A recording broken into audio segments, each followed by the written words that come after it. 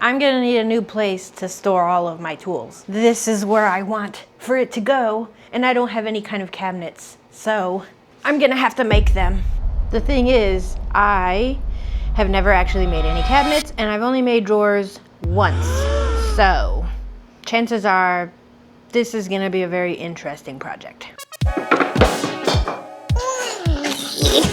Turns out my original plan is not gonna work. It's the Grand Canyon. My plan is to take the workbench I have now and just modify it so I can have drawers on one side and adjustable cubbies on the other. But first, I need to make some room in the garage because there is stuff everywhere. This is the mess. I have a workbench table. I have lots of wood, I guess. A shelf with a various assortment of things. The stuff over there has already kind of been organized. Something I do want to show off just for a second, because it was one of my most recent little projects, was adding this shelf and a bunch of hooks so that I could hang up all of these outdoorsy kind of things. Looking at the drawers as they are, they look pretty god-awful. They're like kind of sideways and stuff. And I mean, this one pulls out okay. But yeah, some of the other ones, like, they like don't want to even come out. Really bad. I guess now we get to move everything.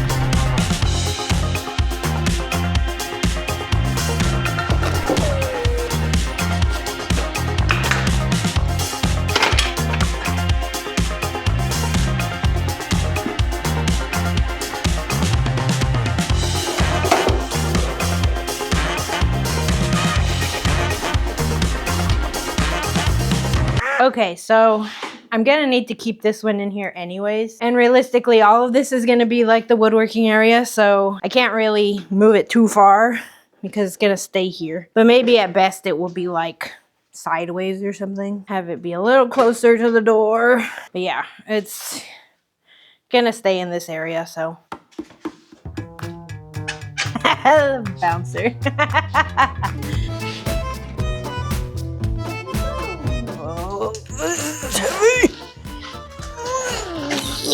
A big boy. Big boy, big boy. There we go. Okay, what's this about? Turns out my original plan is not gonna work. So I basically bought a separate bench that I'm going to allow to be on the top. It has wheels, so that can work. So it can just come in and out with all the drawers and shelving fixed underneath, or maybe also on wheels. I'm still not totally sure how I want to do that part, but we got to build this now.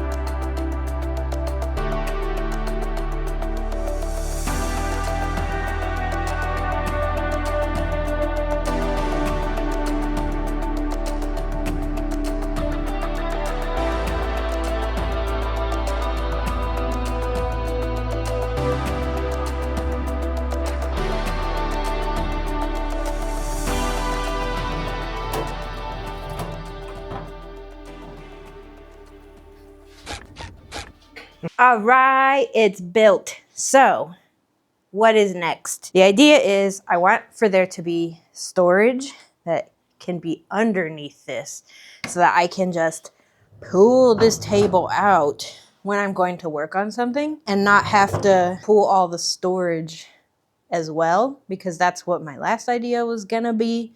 And I just feel like it'd be too heavy. The other things that are next are basically all these things that are kind of miscellaneous and just don't have a home yet.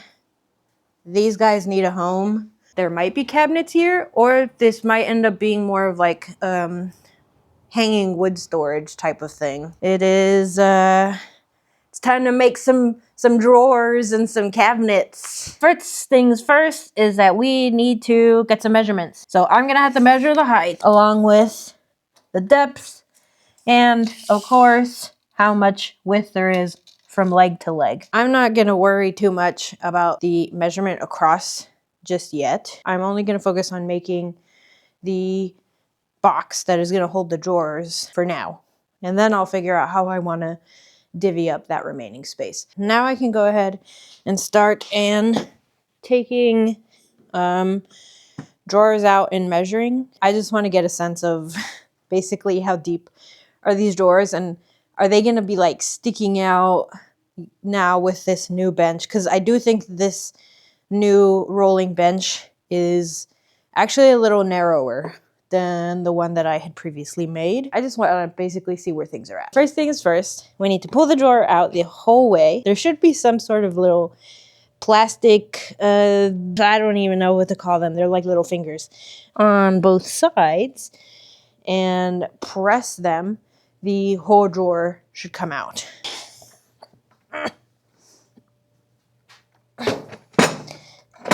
All right, now I can get the measurements. I will need to account for the drawer slides.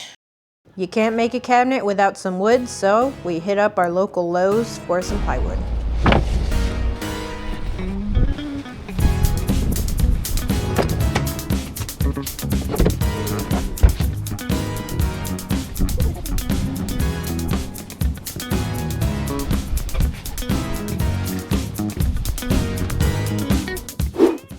All right, so I have my materials already. This here is a polystyrene board that I can use as sort of a sacrificial surface when I do all of my cuts on the ground. And behind me are 3 pieces of plywood. I'm hoping not to use all of it. I actually don't think I will need all of it, but I figured extra is better.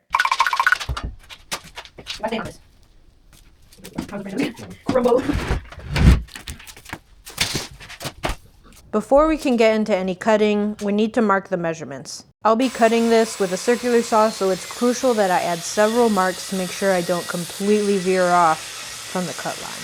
This first board is going to be sliced up and will eventually become the sides of the cabinet.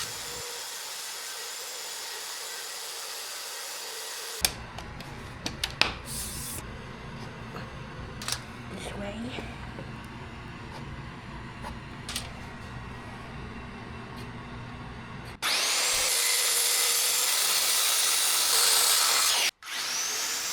It's probably hard to tell what's happening here, but my circular saw is not cutting. I genuinely had no idea what was causing it to be stuck until I realized the saw blade had actually come completely loose. I've never had that happen, so I kept thinking the saw must just be getting caught on something. Unfortunately, the saw was way too hot to diagnose it in that moment. So after multiple attempts to get this cut, I decided to just call it a night. It wasn't actually until the next day that I could see the saw blade was really loose. The cutting didn't go as planned, but that's okay. It's time to clean up and call it a day. By the way, if you're interested in dust collection for your garage or workshop, I use this one extraction fan, and even though I'm not sponsored, I feel like it's worth saying that it works pretty well. All right, so we have a few pieces that are cut out now. You probably maybe noticed that they were a little cray-cray looking, a little zigzaggy, if you will, but that's okay. I'm gonna clean stuff up on the table saw to the best of my ability. For now, it is time to start making what will be the tops and bottoms of the shelves. Those were the sides.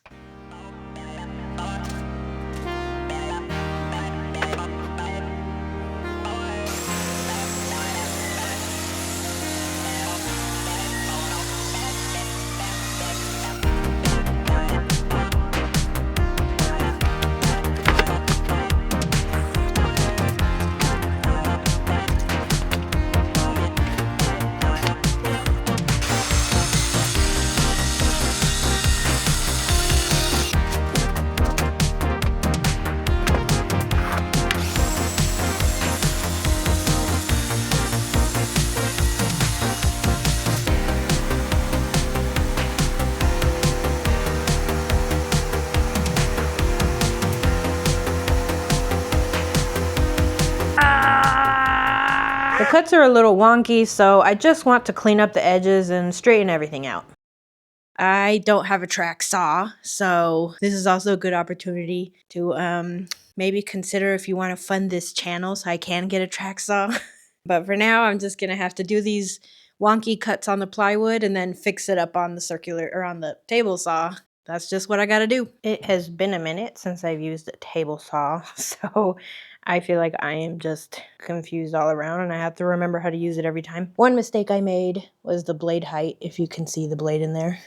I corrected it now, but it was kind of way too high. I think the last thing that I cut on here was probably 2x4s, and that's why I had it set so high. But this one, I just need to rip it just a tiny bit further, and I have this thin rip jig that I am getting to use. I think this is like the second time I've ever gotten to use this.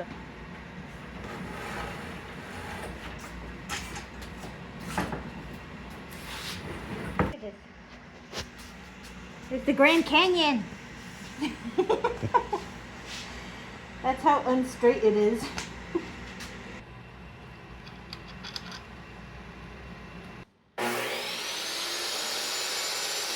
If you're wondering what this wood contraption is with the little clampy feet, it's a jig to help you straighten out your wonky wood cuts. Getting a straight cut on a table saw requires that you have at least one straight edge. By using this jig, I can get that edge and then either remove the jig and use the straight edge, or just flip it over and cut the other side like I do here.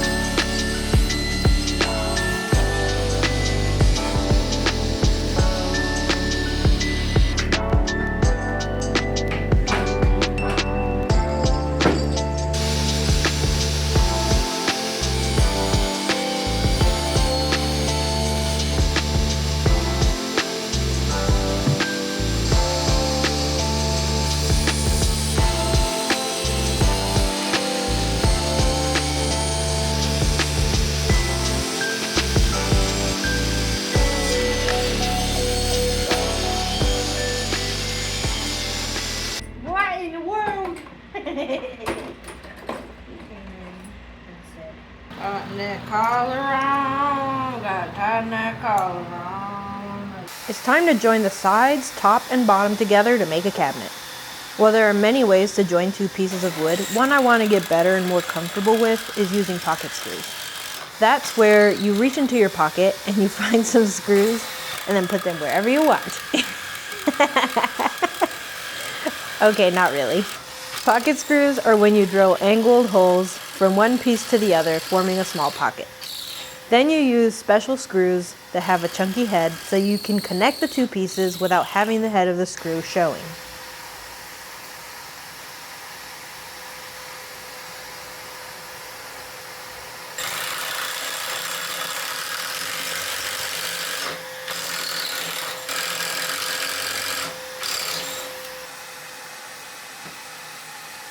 The blue thing I'm using on the table is a pocket hole jig, and it's just helping me get the right position and angle for the screw holes, since you need to make sure you get the screw in the right spot. Drill too short and your screw won't really be holding on to the other piece of wood. Drill too far and the screw will go right through the first piece of wood.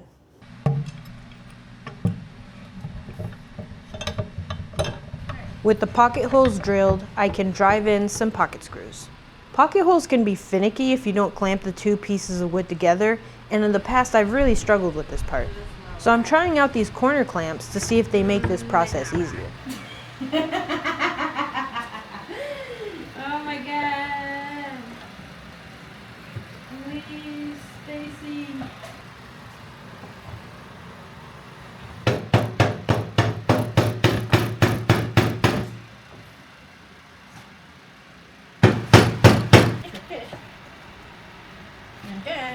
It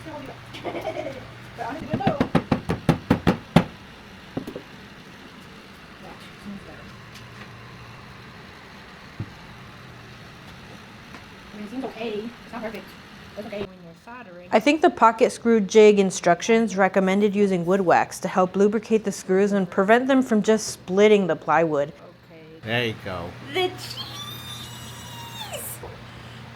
cheese! Did it come out the other side? No. Yeah! There it is, no wax. Nope.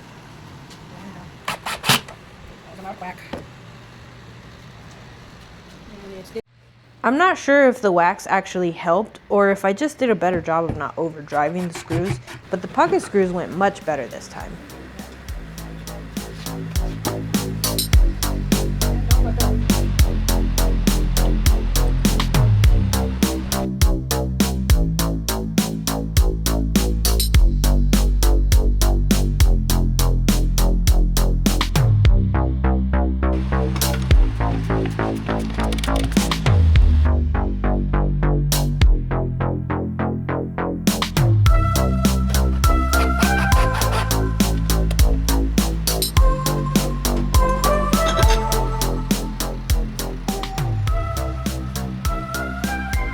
I like how I never tested to make sure that the doors didn't